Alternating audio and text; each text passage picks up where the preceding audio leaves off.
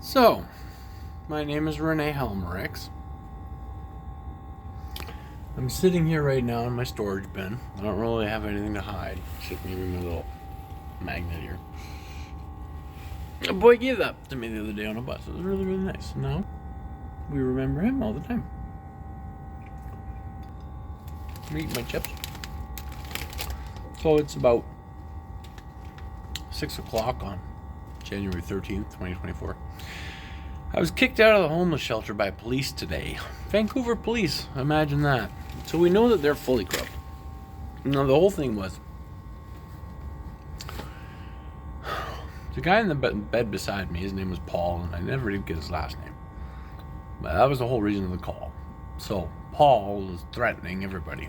I don't want any trouble. I don't want any trouble. Just fucking listen to me or I'll beat you up outside. I don't want any trouble.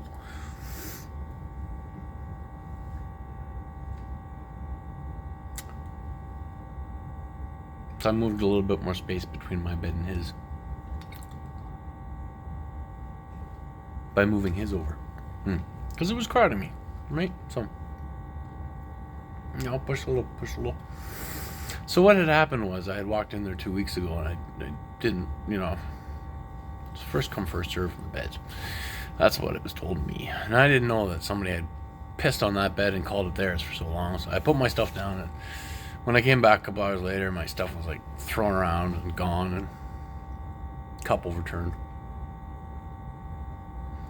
And I called out and I said, "Hey, who moved my stuff?" Not by stuff, I mean, the cup of water and the napkin that I had on the blue box, which is not actually my stuff. It's not. But it was stuff that I had to mark the area. We do that, and the lid has her name on it.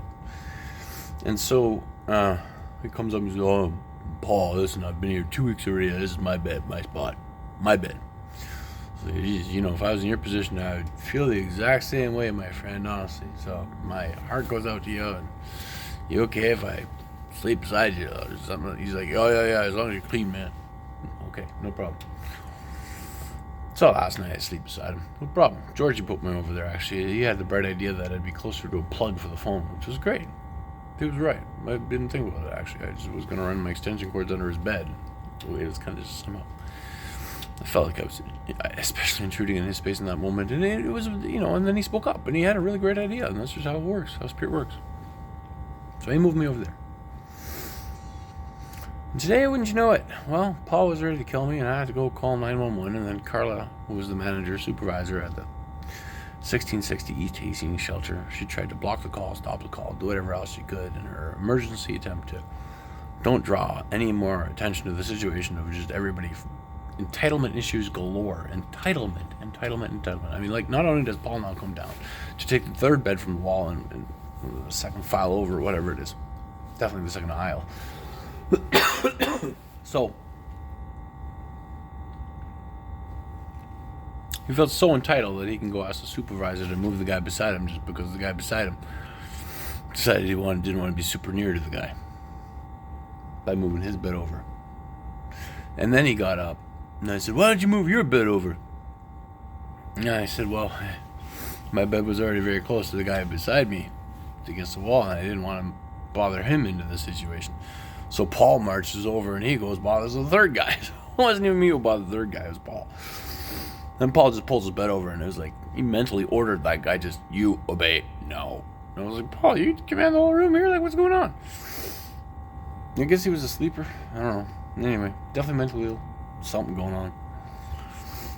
Anger issues for sure. Yeah. So then the police came and the mental health nurse came, and it was apparently an 8788 call, which means something special about mental health people, crazy people that are, the police watch and stuff in society. So I guess I'm one of those people. So the mental health team came for that. And she mysteriously stopped talking after like a minute. Just, I was like, "Oh, is there anybody inside your machine? Can you talk at all?" Guy beside her. I said, "Hi, okay, so moving along, what's your name?" And then he only gave his number. I was like, "Okay, well, that's fine." The more logical aspect would generally do that. First off, like, where the fuck am I right now? This is a new space. Okay, so when I was watching this movie called Fast and Furious, really nice, in building one of their teams, they said they need a fast talker. I understand that now, because a fast talker can talk so quickly that things are put onto the record, and certain people in the room hear them, and other people in that moment, like Supervisor Carla at the 1660 shelter,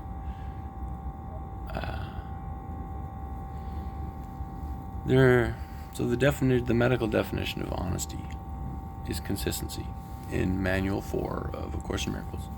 Smart guys wrote that at the University of California in the 1960s and 70s. So it's a medical text, but it's also, through common law, it's the accepted definition of what honesty means, because there's no better definition. Can't argue with it. Honesty means consistency, such that what you think and what you speak and what you say and what you do all work together for just only you.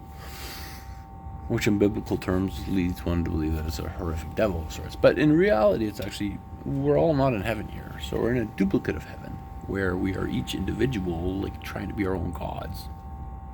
But we're really not. So we're not God, but we're also God. Except we're all God the same way. So we're all God the same way. And how are we all God the same way? Okay, so we're not in heaven, so let's start there. We're in hell. Okay, hell. We're in hell. Good. If I'm in hell, am I a demon? Okay. But I don't want to hurt people. Well, actually, I don't even recognize that I'm in hell. So I don't recognize that the people in front of me are there with me. Anyway, besides all that, as a general rule, how do I get out of hell? It must be my state of mind that's keeping me there. And so, in correcting my state of mind, it was more a question of, what's the one thought that I can always use that is a good default rely on thought? So even if I'm only intermittently conscious of myself, I have lapses in memory, and oh yeah, I was counting my breaths again, and oh yeah, I was lapses in memory. You know, it's from us to us. So default check. Here I am again. Okay, default check. What are we doing again? Then I just started asking, what am I doing again? And eventually I found that my environment in front of me, every time I came to from wherever I was always just a mess that I had to pick up the pieces.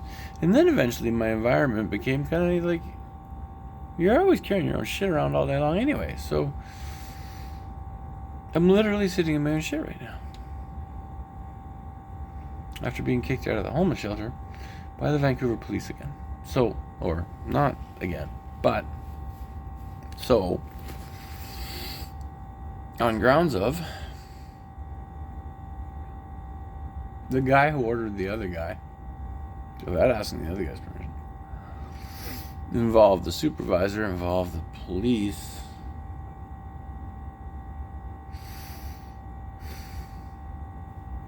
Got third time now, fourth time now, fifth time, sixth time, seventh time. I mean, I've heard count different like locations like Ontario, and in Taiwan I had all the psychiatrists refuse to give the court a mental assessment about me.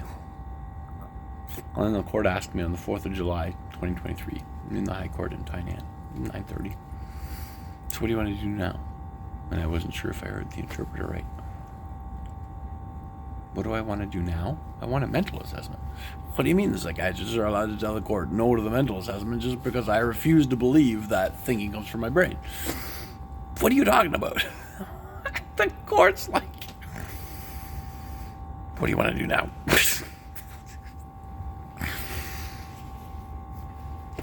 So that doesn't compute, landed me back in Vancouver on May 8th.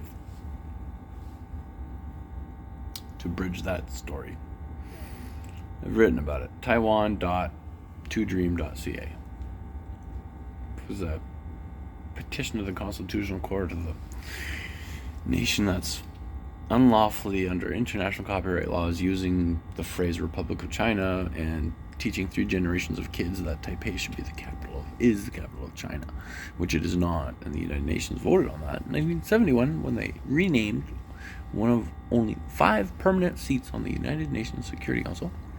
This one belonged to China, and at the time the name was Republic of China, and in 1971 the United Nations said, no, right now there's a dictator in charge of the Republic of China called otherwise the government of Taiwan, and he did not take the title of the government when he told everybody that he's moving the government to Taiwan. he was basically fleeing from the other army because it was actually a democratic country at the time, and he wouldn't allow a fair public election. I mean, and then the dates of the Constitution of the Republic of China, the supreme law in Taiwan, effective date, 1947. Well, in 1947, it was one democratic China. So when did Taiwan begin? Oh, it began in 1949. We moved the government to Taiwan in 1949. What are you talking about? Your constitution is dated 1947, and it says you're like a democratic country. It was like 98% of the population was against you guys. You guys had one little army, and you fled here. What are you talking about moving a government? Well, apparently there's security laws against talking about stuff like that, too. So, I figure the only solution is to marry the island. Now, that's possible. With permission of China. And on marrying the island, I would like to honestly just give it back to Japan, because they had it lawfully anyway until 1945, when the three great allies of the Carrier Convention, dated 1943, UK, USA, and the dictator who ended up fleeing to Taiwan, those three guys stole Japan from, stole Taiwan from Japan. Stole Taiwan from Japan at the end of the close of the horrific bombings of the Japanese, so that they would give up faster. Just because you lose a war doesn't mean you... I mean, think about what the USA did. It dropped 2 nuclear...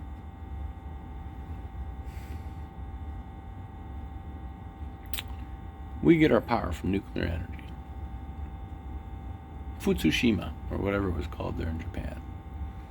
Killed a whole bunch of people and then made a whole bunch... Or Chernobyl. I mean, think about those people. It was even better examples, Chernobyl. Because it was before the technology to detect and contain the physically detrimental toxins, including radiation. They dropped those 2 bombs like they were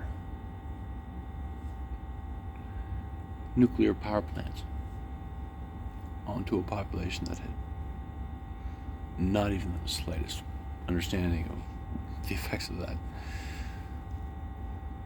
And then they grabbed the furthest island that had the greatest chance of sustaining life for the remaining population that was least affected by the detriments of war. So by even just allowing what happened and not speaking out about it publicly, it's like...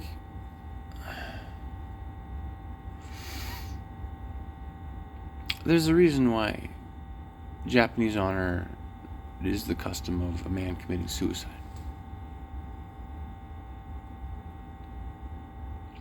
Because the only thing worse than death is the inability to regain life. Death is itself a changing process. It can be over in a nanosecond, an instant. But to not regain the ability of life, if you think about that for a moment, to make that legal, that's like hell itself trying to sustain itself. Because it knows that otherwise, it'd be a whole bunch of people that were in a room, all confused about being, walking around little devils that were trying to out-devil themselves and be the best devils they can be by getting together and forming a one-world government that's also democracy. It's the puzzle of who's going to be on top. Of the end result has to be the voice of the commonly shared mind that can never be elected. So there's a few logical breakers on the way, we can call them. And when you figure out that the key's the same for all of them, you can progress through them faster, like hoops down a field. And so I figured that out, I guess, a few years back there. And so I have both perspectives. You know, the expression was see like a fish. Didn't really understand that for a while there, because the fish is looking at its school friends this way, it's looking at its school friends that way, and it's swimming in a completely different direction. So basically, it's not watching where it's going. Which is a bit of an inside joke, because there's the whole idea of behind not is the common concept of nothing, which is always something in a world where everything is always changing. So that's the only thing that's really not understood, and then we all perceive it separately, which is even weirder. So we get really weird stuff going on in the environment. Well, here we are. Yeah. 15 minutes. Facebook videos are 5 minutes. That's Rene4pm.com. first president of the world.